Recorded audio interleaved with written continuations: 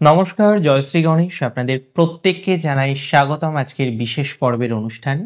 আজকের পর্বের অনুষ্ঠান মূলত সিংহ রাশির জাতক জাতিকাদের নিয়ে। একদমই ঠিক শুনছেন, সিংহ রাশির জাতক জাতিকাদের নিয়ে আমরা চর্চা করব, আমাদের আলোচনাটিকে এগিয়ে নিয়ে যাওয়ার চেষ্টা করব। কিন্তু কোন বিষয়ে আলোচনা করব বলুন তো?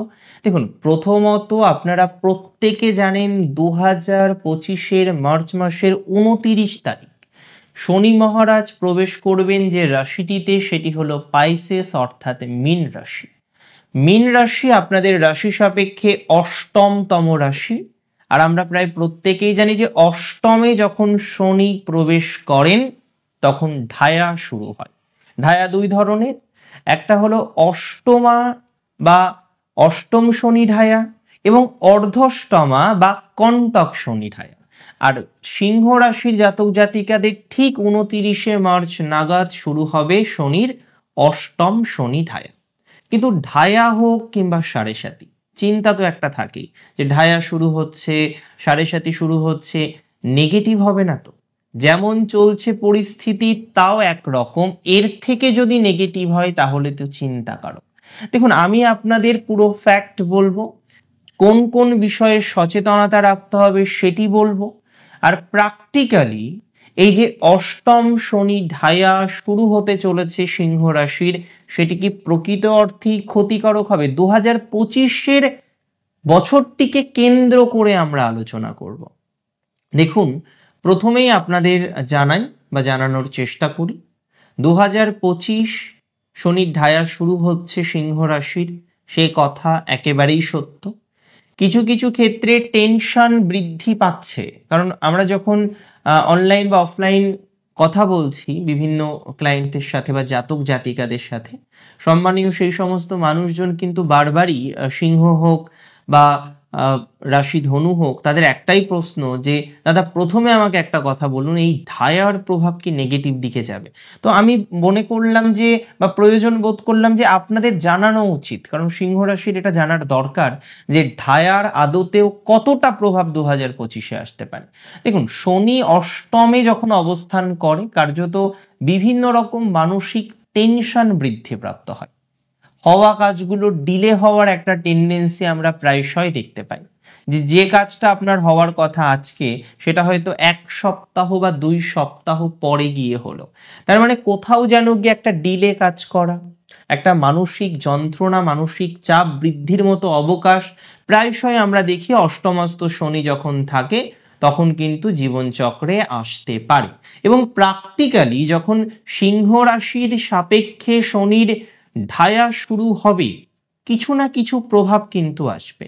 তবে আমি মনে করি সেই প্রভাব অতিরিক্ত মারাত্মক হবে না। দেখুন, আমি মনে করলাম কি করলাম না তার উপরে কোনো কিছুই ডিপেন্ড করে না, কিন্তু আমি কেন মনে করলাম সেই জায়গাটা ইম্পর্টেন্ট। আমি মনে করলাম এই কারণে, কারণ সিংহ রাশির একাদশ ভাবে ঠিক 14ই মে 2025 দেবগুরু বৃহস্পতি প্রবেশ করবেন। আর এই কম্বিনেশন আপনাদের ঢায়ার অনেক নেগেটিভ পরিস্থিতি থেকে বেরিয়ে আসার জন্য সহযোগিতা করবে। তার মানে ঢায়া প্র্যাকটিক্যালি শুরু হবে, তার খারাপ হোক ভালো হোক প্রভাব জীবন চক্রে আসবে। কিছু কিছু প্রভাব আপনি দেখতে পারবেন আপনার ফাইন্যান্সে আসছে। আবার 18ই মের পরে যখন কেতু রাশিতে প্রবেশ করবে, শনির অপোজিট অ্যাসপেক্ট থাকছে কেতুর উপরে, তার মানে কর্মজীবন রিলেটেড বিষয়েও কিন্তু সিংহ রাশির জাতক জাতিকাদের নিশ্চিতভাবেই চিন্তা বা দুর্ভাবনা বা দুশ্চিন্তার জায়গা তৈরি হবে। কোথাও কোথাও গিয়ে আমরা দেখতে পারবো কর্ম পরিবর্তন করার একটা আবেগ কাজ করবে অনেকের মধ্যে, এবং যেটি হয়তো ভুল হতে পারে। তাহলে প্রথম প্রেডিকশন বা প্রথম সাজেশন, বেটার টু সে, যে সিংহ রাশি কর্ম পরিবর্তন অত হট করে করবেন না। হুটহাট করে চাকরি চেঞ্জ করে নিলাম, মনে হচ্ছে ডিস্টারবেন্স হচ্ছে কোম্পানিতে, সেটাকে রিয়েলাইজ করুন। শুধু রিয়েলাইজ নয়, সেটা প্র্যাকটিক্যাল ভাবে বোঝার চেষ্টা করুন যে প্রকৃত অর্থে কি নেগেটিভ হচ্ছে। যদি রিয়েলাইজ করেন হ্যাঁ প্রকৃত অর্থেই নেগেটিভ হচ্ছে, সেটা সেপারেট ইস্যুজ, কিন্তু আপনার মনে হচ্ছে না নেগেটিভ হতে পারে, ডোন্ট গো উইথ দ্যাট, সেক্ষেত্রে চেঞ্জ করবেন না। আমি খুব দায়িত্ব নিয়ে বলছি, সিংহ রাশি চাকরি পরিবর্তন খুব বুঝে শুনে যদি না করেন, ঢায়ার মধ্যে কিন্তু সমস্যা হবে। That is very true. সিংহ রাশির একাদশে দেবগুরু বৃহস্পতির অবস্থান 14 মে থেকে আমরা পাবো। অনেক জটিলতা কিন্তু ধীরে ধীরে মৃদু হবে, সেটি নিয়ে কোনো ডাউট নেই। সিংহ রাশির জাতক জাতিকাদের তৃতীয় ভাবে দেবগুরু বৃহস্পতির দৃষ্টি, সিংহ রাশির জাতক জাতিকাদের অষ্টম ভাবে দেবগুরু বৃহস্পতির নবমতম দৃষ্টি, এবং নিশ্চিতভাবেই সিংহ রাশির পঞ্চম ভাবে দেবগুরু বৃহস্পতির দৃষ্টি নিশ্চিতভাবেই প্রশংসার দাবি রাখে। এবং একাদশস্থ বৃহস্পতি সেই সকল সুখ, সকল সমৃদ্ধি, সকল অ্যাচিভমেন্ট জীবনচক্রে প্রদান করতে পারে, যে অ্যাচিভমেন্ট, যে শান্তি, যে সুখ পাওয়ার উদ্দেশ্যে আমরা কিন্তু মরিয়া হয়ে থাকি বা আমরা সুখ পাওয়ার চেষ্টা করি। তার মানে এটা নিয়ে কোনো ডাউট নেই, ধায়া শুরু হচ্ছে সিংহ রাশির।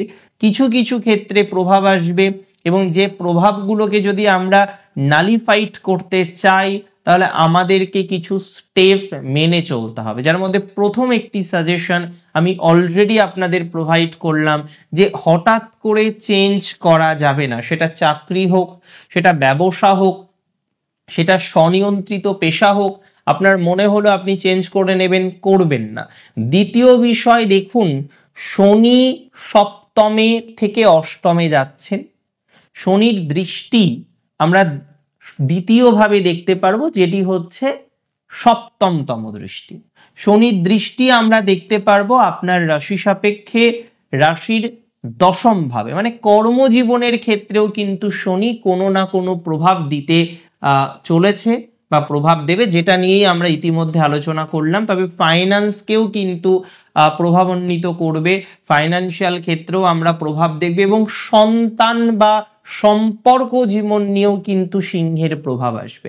বেসিক্যালি 8,000 যখন নেগেটিভিটি আমরা দেখি কারোর ক্ষেত্রে বাড়ছে, দেখুন কোনো কিছুই যে পার্মানেন্ট নেগেটিভ এরকম জ্যোতিষশাস্ত্রে হয় না। অষ্টম ভাবে শনির প্রভাব আপনাকে কিছুটা স্পিরিচুয়ালিটির দিকেও নিয়ে যাবে, কিছু অকাল্ট বিষয়ের প্রতি দেখবেন ইন্টারেস্ট বাড়ছে, astrology, spirituality, tarot card or so and so, যে সমস্ত অকাল্ট সাবজেক্ট গুলো আছে, ডিভাইন সাবজেক্ট গুলো আছে, তার প্রতি আপনার যে ইন্টারেস্ট, আগ্রহ, সেটা দেখবেন দিনতর দিন বাড়ছে। এবং দ্যাট উইল বি ফ্যাক্ট, যত আপনি এই ধরনের বিষয়ের সাথে এঙ্গেজড হতে পারবেন, অ্যাটাচড হতে পারবেন, দেখবেন চাপ আরো কমে গেছে, চাপ আরো মৃদু হয়ে গেছে। দিন শেষে এটুকু তো আমি আপনাকে বার্তা দিতেই পারি, রাশি যদি আপনার নিশ্চিতভাবেই হয়ে থাকে সিংহ, ঢায়ার প্রভাব শুরু হলেও 14 মে থেকে দেখবেন প্রভাব অতটা প্রভাবান্বিত করছে না, সমস্যা অতটা নেই। তবে এই যে মাঝের দুটো মাস, পুরো এপ্রিল মাস এবং মে মাসের প্রথম অর্ধেক, মানে 45 দিনের কাছাকাছি একটা সময় আপনাকে বিশেষ সচেতনভাবে থাকতে হবে। আপনি যদি আমায় প্রশ্ন করেন দাদা কোন কোন ক্ষেত্রে সচেতনতা রাখবো, একটা হলো ওয়ার্ক পরিবর্তন, দ্বিতীয় হলো ফাইন্যান্সিয়াল হেল্প কাউকে এই সময় করতে যাবেন না। কারোর হয়তো পয়সা প্রয়োজন, আপনি তাকে পন্থা বলে দিন, তার কোন জায়গা থেকে লোন যদি নেওয়া হয় বা নেয় সেই ভদ্রলোক, সুবিধা হতে পারে, সেইটুকু আপনি হেল্প করতে পারেন। কিন্তু নিজে থেকে আর্থিক সহযোগিতা বা নিজে থেকে আর্থিক সহায়তা করার দরকার নেই, কারণ এই সময় আপনি যে টাকা দেবেন, যে অর্থ আপনি বিনিয়োগ করবেন, সেই অর্থের রিটার্ন পাওয়াটা খুব মুশকিল হতে পারে। যে কোনো বিনিয়োগ করার ক্ষেত্রে, বিশেষ করে যারা শেয়ার মার্কেটে কাজ করেন, যে কোনো সো অ্যান্ড সো ম্যাটারগুলিতে কাজ করেন, এই 1.5 মাস সচেতন থাকতে হবে। দেখুন দিন শেষে আমি একটি বিষয় আপনাকে খুব স্পষ্ট করে বলি, ঢায়া শুরু হচ্ছে, 1.5 মাস মতো 2025-এ তার প্রভাব বেশি থাকবে, তারপরেও ঢায়া কন্টিনিউ থাকবে, বাট সিংহের অতটা ক্ষতি হওয়ার কোনো জায়গা নেই। আরো দায়িত্ব নিয়ে বলি, সিংহ রাশির যাদের নরগণ পূর্ব ফাল্গুনী অথবা উত্তর ফাল্গুনী নক্ষত্রে যাদের জন্ম, নিশ্চিন্তে থাকুন, ওই 1.5 মাসও তেমন প্রভাব আপনার জীবন চক্রে আসবে না। মঘা নক্ষত্রের ক্ষেত্রে কিছু কিছু প্রভাব আসবে, তবে ওই 1.5-2 মাসের কম্বিনেশনই থাকছে। তারপরে বৃহস্পতির শুভ প্রভাবে আপনার জীবন চক্র আরো বেশি সুন্দর হবে, সহজতর হবে বলে আমি বিশ্বাস করি, আমি মনে করি। দেখুন, আজকের অনুষ্ঠান একটু অ্যাওয়ারনেস মূলক ছিল। ধায়া নিয়ে অতিরিক্ত টেনশন না করার পরামর্শ দিলাম। তার থেকে বেটার হবে দেবগুরু বৃহস্পতিকে এনহান্স করা। একটু সাত্ত্বিক ভোজন করুন, সাত্ত্বিক আহার করুন, রয়্যাল খাবারগুলো একটু অ্যাভয়েড করার চেষ্টা করুন। যে কোনো রকম স্পিরিচুয়াল কানেকশনের মধ্যে থাকুন, স্পিরিচুয়াল পথে থাকুন, আমার মনে হয় ডেভেলপমেন্ট হবে। এই সময়ে যখন 7.5 বা ঢায়া চলে, আমরা বারবারই পরামর্শ দিই যে মায়ের সেবা করার জন্য, এবং সারা জীবনই মায়ের সেবা করা উচিত। ডেফিনেটলি শনি তুষ্ট থাকেন, চন্দ্রও তুষ্ট থাকেন।